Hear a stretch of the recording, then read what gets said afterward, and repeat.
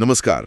आज हम एक बहुत ही अनोखी डिजिटल पहल की गहराई में उतर रहे हैं। ये भारतीय लेखक और कवि अनिल चंद्र ठाकुर, जिनका समय 1954 से 2007 तक रहा, उनकी साहित्यिक और सांस्कृतिक धरोहर को समर्पित है। हमारे पास इस अनिल चंद्र ठाकुर जीपीटी के बारे में कुछ दिलचस्प जानकारियां हैं। जी। हमारा मकसद है ये समझना कि ये तकनीक कैसे सिर्फ जानकारी इकट्ठा करने से आगे बढ़कर ठाकुर जी की रचनाओं, उनकी कहानियों, उपन्यासों और जीवन की बारीकियों को दुनिया भर के पाठकों, शोधकर्ताओं और छात्रों के लिए सचमुच जीवंत बनाती है। बिल्कुल। देखते हैं इसमें क्या खास है। हाँ, ये डिजिटल युग में किसी लेखक की विरासत को सहेजने का एक आकर्षक तरीका है, इसमें कोई शक नहीं। और ये देखना महत्वपूर्ण है कि कैसे तकनीक सिर्फ जानकारी देने के साथ साथ उसके साथ संवाद करने और जुड़ने के बिल्कुल नए आयाम खोल रही है। तो सबसे पहले ये समझने की कोशिश करते हैं कि ये जीपीटी असल में है क्या, मतलब स्रोत क्या बताते हैं इसके बारे में। देखिए, स्रोत बताते हैं कि ये एक खास तरह का एआई मॉडल है। इसे सिर्फ और सिर्फ अनिल चंद्र ठाकुर के जीवन, उनकी लेखनी और उनके सांस्कृतिक योगदान पर प्रशिक्षित किया गया है। यूं समझ लीजिए कि ये ठाकुर जी पर एक समर्पित इंटरैक्टिव ज्ञानकोश जैसा है। अच्छा, एक इंटरैक्टिव ज्ञानकोश। और इसमें उपलब्ध सामग्री क्या क्या है, मतलब क्या मिलता है यूजर को? हाँ, सामग्री काफी व्यापक है।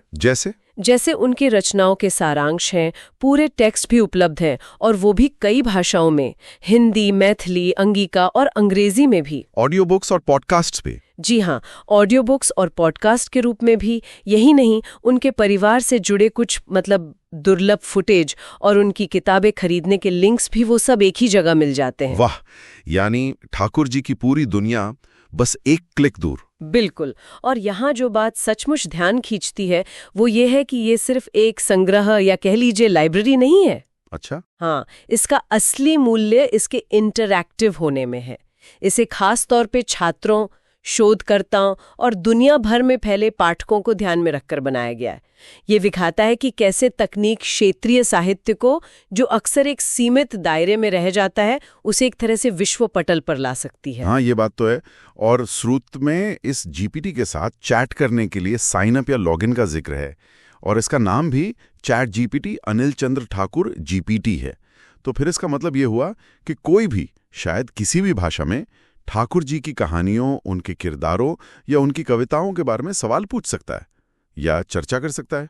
निश्चित रूप से। और मेरे ख्याल में यही इसकी सबसे अनोखी, सबसे शक्तिशाली क्षमता है। ये चैट जीपीटी की टेक्नोलॉजी का इस्तेमाल करके लोगों को ठाकुर जी के काम से जुड़ने का एक बहुत ही संवादात्मक, एक इंटरैक्टिव रास्ता देता है। मतलब कैसे, थोड़ा और समझाएंगे? सोचिए, कोई छात्र है या कोई शोधकर्ता, वो किसी खास विषय पर या शायद उनकी अलग अलग रचनाओं की तुलना करते हुए इस जीपीटी से सीधी बातचीत कर सकता है, सवाल पूछ सकता है, जानकारी ले सकता है। ये सिर्फ पैसिव तरीके से पढ़ने से कहीं आगे एक्टिव सीखने की ओर एक बड़ा कदम है। ये तो कमाल है वाकई, खासकर नई पीढ़ी के पाठकों और शोधकर्ताओं के लिए, जिन्हें जानकारी तुरंत चाहिए होती है और अक्सर अपनी भाषा में। तो इसका मतलब ये हुआ कि मान लीजिए मैथिली या अंगिका साहित्य में रुचि रखने वाला कोई व्यक्ति, जिसे शायद ये भाषाएं ठीक से ना आती हों, वो भी अंग्रेजी या हिंदी में बातचीत करके ठाकुर जी के काम को गहराई से समझ सकता है। बिल्कुल सही। ये भाषा की बाधाओं को तोड़ता है और साहित्यिक अध्ययन को ज्यादा सुलभ और कह सकते हैं व्यक्तिगत बनाता है। आप सिर्फ तथ्य नहीं जान रहे हैं, बल्कि एक तरह से उस विषय के विशेषज्ञ एआई के साथ आप संवाद कर रहे हैं। और अगर हम इसे बड़े परिदृश्य में देखें तो ये दिखाता है कि एआई कैसे सांस्कृतिक विरासत के संरक्षण और अध्ययन के तरीके को बदल सकता है, उसे ज्यादा आकर्षक और ज्यादा लोकतांत्रिक भी बना सकता है। लोकतांत्रिक ये शब्द यहाँ बहुत फिट बैठता है। तो संक्षेप में कहें तो ये अनिल चंद्र ठाकुर की विरासत को खंगालने के लिए एक बेहद शक्तिशाली डिजिटल साथी है।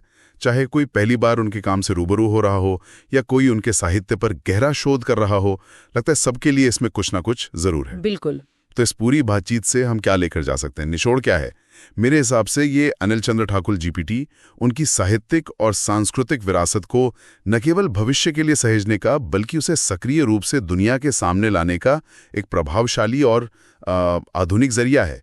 ये तकनीक की उस ताकत को दिखाता है जो ज्ञान तक हमारी पहुंच को कितना आसान और ज्यादा दिलचस्प बना सकती है। सही कहा, और ये हमें सोचने पर भी मजबूर करता है, एक अहम सवाल उठाता है कि इस तरह के व्यक्तिगत इंटरैक्टिव डिजिटल आर्काइव्स जो किसी एक व्यक्ति या विषय पर केंद्रित हों, वो साहित्यिक अध्ययन और सांस्कृतिक संरक्षण के भविष्य को किस तरह से नया आकार दे सकते हैं। सोचने वाली बात है। क्या ये तकनीक सिर्फ जाने माने प्रसिद्ध नामों तक ही सीमित रहेगी, या फिर हमें अनगिनत क्षेत्रीय लेखकों, कलाकारों, विचारकों की जो भूली बिसरी विरासतें हैं, उनको भी इसी तरह सहेजने और एक तरह से पुनर्जीवित करने का अवसर मिलेगा? ये एक अहम सवाल है जिस पर आगे विचार किया जाना चाहिए।